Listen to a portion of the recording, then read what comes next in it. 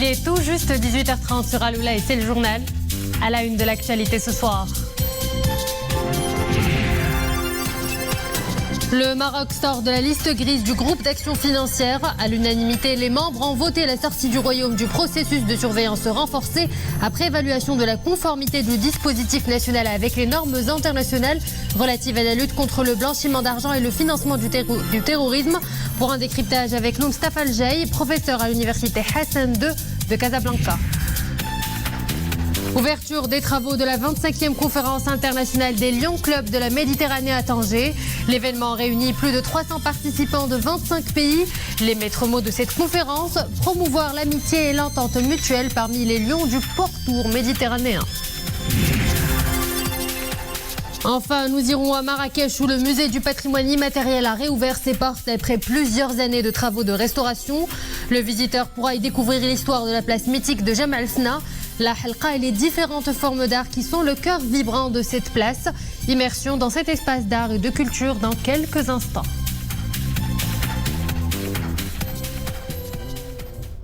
Bonsoir à tous. Le groupe d'action financière a décidé à l'unanimité de ses membres la sortie du Maroc du processus de surveillance renforcée connu sous liste grise. La décision a été prise lors de l'Assemblée générale du groupe après évaluation de la conformité du dispositif national avec les normes internationales relatives à la lutte contre le blanchiment d'argent et le financement du terrorisme. Les développements, c'est en compagnie de Boubacar Ben Ghebret. Cette décision du groupe d'action financière survient suite aux conclusions positives contenues dans le rapport des experts du groupe sanctionnant la visite de terrain entreprise dans notre pays du 16 au 18 janvier 2023, note le communiqué. Ce rapport, en vertu duquel le Maroc est sorti de la liste grise, a salué l'engagement politique formel du Royaume pour la conformité du dispositif national de lutte contre le blanchiment d'argent et le financement du terrorisme avec les normes internationales ainsi que le total respect par notre pays de tous ses engagements dans les délais fixés, souligne le communiqué. La décision de sortie du Maroc du processus de surveillance renforcée vient couronner les efforts et actions proactifs du Royaume du Maroc en application des hautes directives royales, lesquelles ont porté sur une batterie de mesures législatives, organisationnelles, de sensibilisation et de contrôle mises en œuvre par les différentes autorités et institutions nationales concernées sous la coordination de l'Autorité nationale du renseignement financier en partenariat avec les personnes morales soumises aux droits publics ou privés. La sortie du Maroc de la liste grise impactera positivement les notations souveraines et les notations des banques locales, tout comme elle renforcera l'image du Maroc et son positionnement lors des négociations avec les institutions financières internationales, ainsi que la confiance des investisseurs étrangers dans l'économie nationale, précise le communiqué. Afin de consolider les acquis réalisés au cours des dernières années, le Royaume du Maroc réitère son engagement fort à poursuivre le renforcement du dispositif national de lutte contre le blanchiment d'argent et le financement du terrorisme, conformément à l'évolution des normes internationales en la matière, et souligne que cet engagement revêt désormais un caractère stratégique et institutionnel visant la préservation du système financier national contre les dangers des crimes financiers, conclut le communiqué. Pour un décryptage avec nous en direct depuis Marrakech, Mustafa Al-Jay, professeur à l'université Hassan II de Casablanca. Bonsoir professeur. Tout d'abord, comment peut-on lire la sortie du Maroc de la liste grise du groupe d'action financière sur le blanchiment d'argent et le financement du terrorisme? Qu'est-ce que cela traduit-il dans les faits, dans le contexte actuel, professeur? Oui, bonsoir, merci pour l'invitation. Donc effectivement, je pense qu'aujourd'hui c'est un grand jour. C'est un moment qu'on attendait depuis plusieurs années, vu tous les efforts que le Maroc a fait pour sortir de cette liste grise, sachant que le GAFI, comme vous le savez, c'est un groupe d'action financier qui a son siège à Paris et qui suit de très près tout ce qui est blanchiment et financement du terrorisme. Alors, comme vous le savez, le Maroc, depuis très longtemps, a fait de grands efforts à travers la sensibilisation aussi bien du système bancaire, les notaires, les promoteurs immobiliers, même les bijoutiers.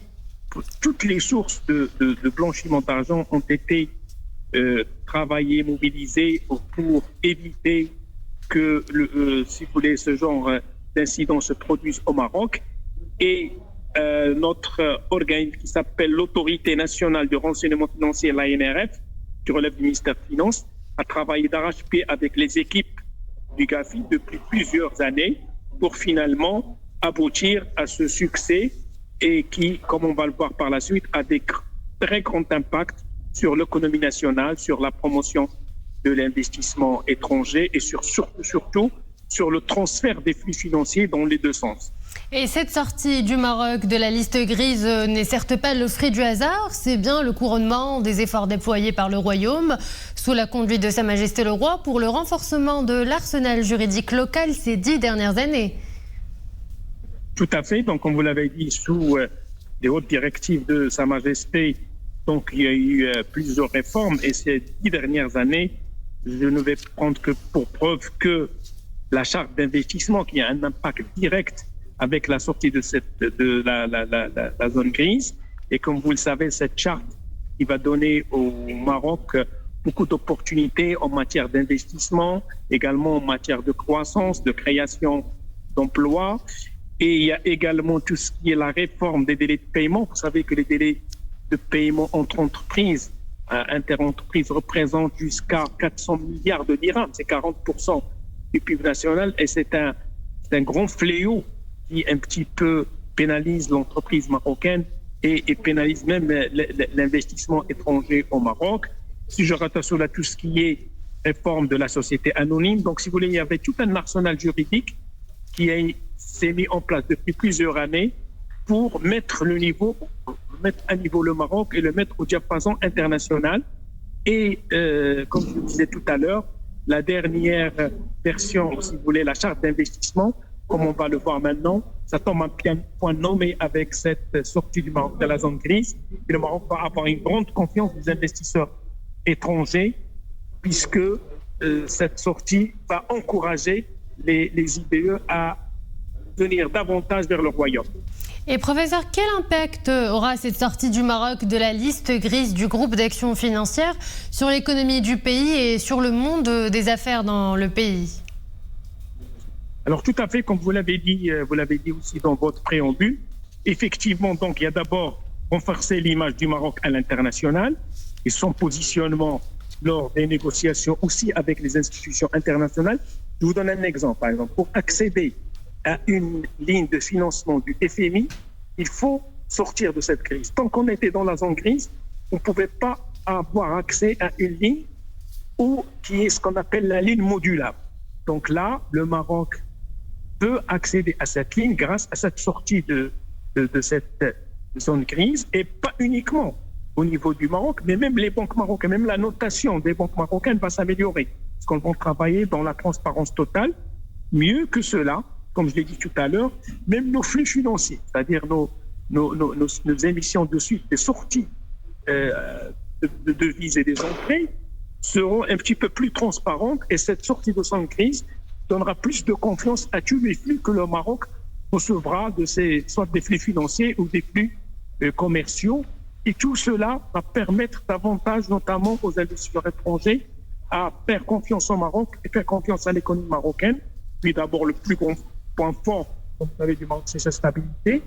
Et nous allons entrer dans une nouvelle dynamique, dans une grande relance économique, je disais tout à l'heure, la charte d'investissement d'un côté, qui réserve un grand pan aux investisseurs étrangers, la sortie de cette zone grise, tout cela va se conjuguer pour booster un petit peu l'économie marocaine et faire une vraie relance de l'investissement dans le royaume.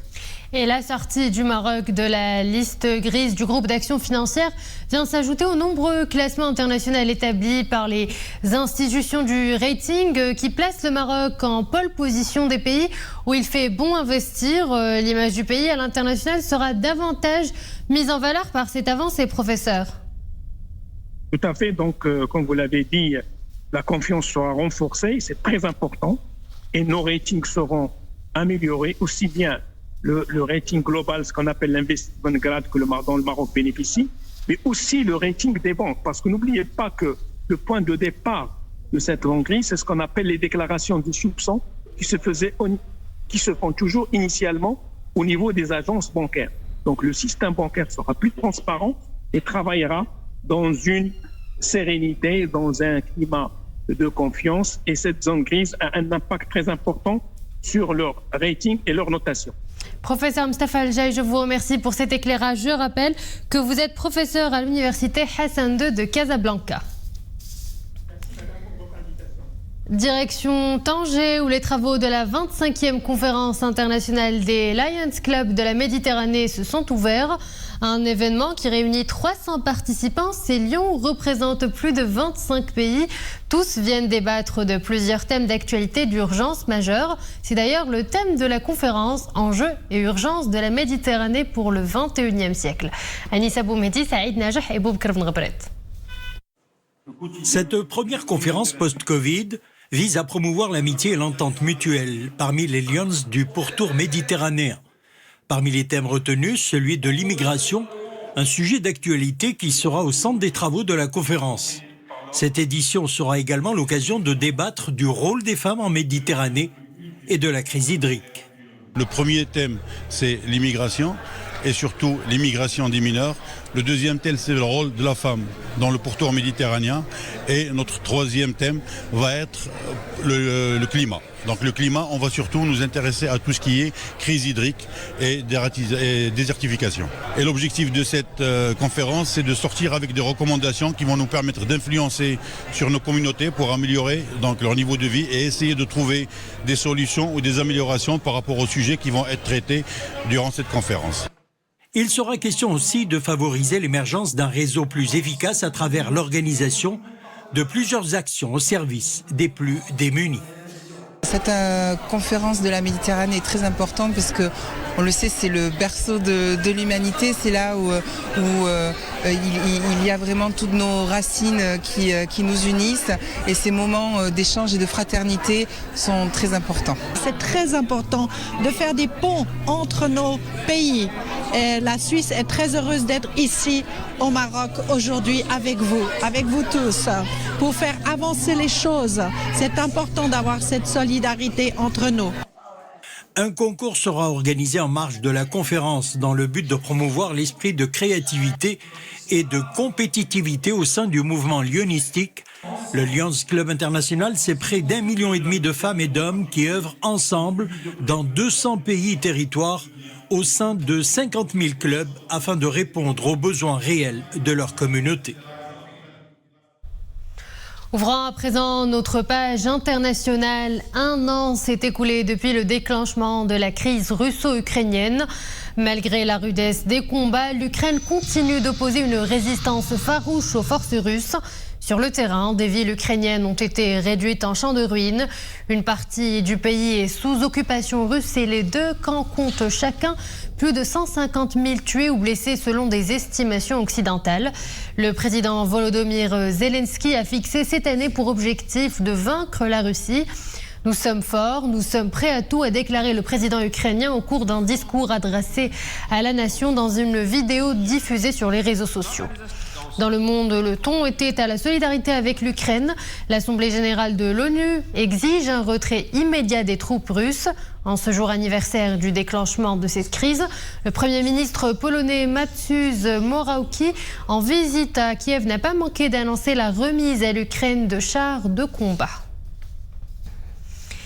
Aux États-Unis, une tempête hivernale balaye depuis mercredi le pays d'ouest en est, provoquant un sans passage de fortes chutes de neige qui rendent le déplacement difficile dans de nombreuses régions. Depuis la côte pacifique jusqu'au Grand Lac, une large partie du pays a été frappée par des blizzards qui doivent déverser jusqu'à 60 cm de neige par endroit. En Californie, un blizzard approche de Los Angeles, le premier en plus de 30 ans. Plus de 2 mètres de neige pourraient blanchir les collines autour de la Cité des Anges. Le service météorologique américain a mis en garde contre des conditions extrêmement dangereuses en montagne. L'alerte blizzard qui prend effet dès vendredi matin est le premier de ce type dans la région depuis 1989. Et chez nous, la vigilance est de rigueur avec cette alerte météo. De fortes pluies parfois orageuses, de fortes rafales de vent et des chutes de neige au-delà de 1000 mètres attendues à partir de ce soir et jusqu'au dimanche dans plusieurs provinces du royaume. C'est ce qu'annonce la météorologie nationale. De fortes pluies parfois orageuses allant jusqu'à 80 mm sont attendues demain dans les provinces de Chefchaouen, Tanger Asselam, Dirkfne Dqef Sanjra. Dimanche, des pluies allant jusqu'à 40 mm attendues à El Jadida, Sidi Ben Nour, Berchid et Stat. Il neigera également dans les sommets. 40 cm de neige attendus ce soir à Ifren, Bni Mellal, Azilal, Khnifra, Al-Haouz, Ourzazat, Boulman et Midelt. Jusqu'à 20 cm de neige dans les provinces d'Al-Husayma, Chefchaouen, Taza, Boulman et Ifren. Dimanche, 40 cm de neige attendus à Ifren, Bni Mellal, Azilal, Khnifra, Sfro, Tinghir, Boulman et Midelt. D'autre part, des rafales de vent assez fortes sont prévues aujourd'hui jusqu'à 20h dans les provinces de Ourzazat, Tiznit, Taroudant, Tata, Gilmim, Sidifni, Assazag, Gersif, Figi, Gzrada, Nador, Taurirt, Taza, Boulman, Midelt et Tinghir. Le même phénomène est attendu demain dans les provinces de Gersif, Gzrada, Taurirt, Taza, Chefchaouen, Boulman, Midelt, Sfro et Al-Husayma.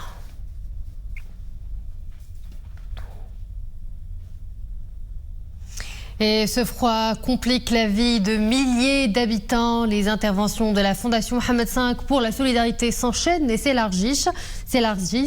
Une des unités qui fait partie de cette grande opération humanitaire, c'est la compagnie aérienne de la Gendarmerie royale de transport aérienne. Une brigade mobilisée 24 heures sur 24 pour voler au secours des populations des zones reculées. Des interventions compliquées par la rudesse du climat. À Ourzazat, notre équipe les a accompagnés une journée durant. Reportage de Khalid Azdoul, Mohamed Laroui et le commentaire est de Nisri El-Hamdawi. Une réunion d'urgence se tient au siège de cette compagnie aérienne de la Gendarmerie royale de transport aérien.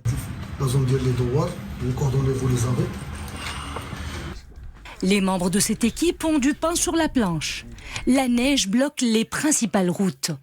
Ils vont devoir s'occuper désormais de quelques cas extrêmes.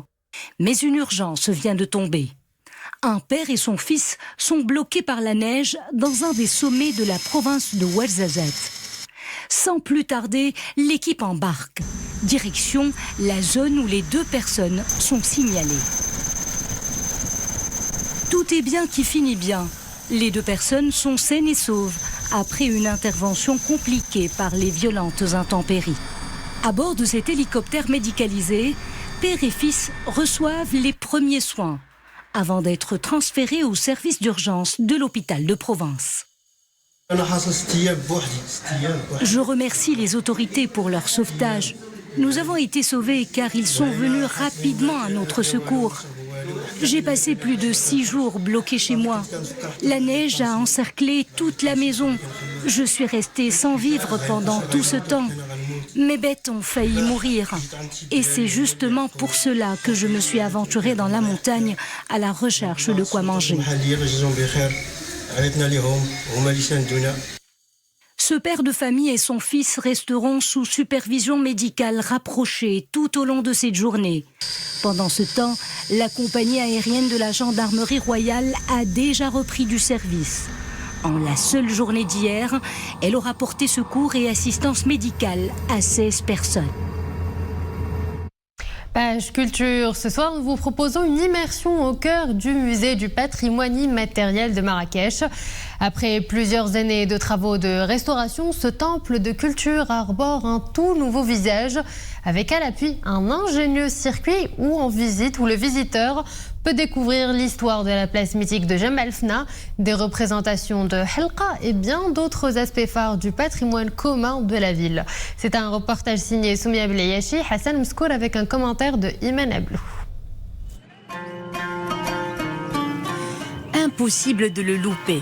Au cœur de Jemaa el-Fna, le tout premier musée dédié au patrimoine immatériel ouvre ses portes après plusieurs années de restauration. Les métiers et les arts de spectacle de la mythique Halqa se côtoient dans ce site de rencontres et de brassage de différentes traditions orales. Bref, le musée est conçu comme un prolongement du cœur battant de Marrakech.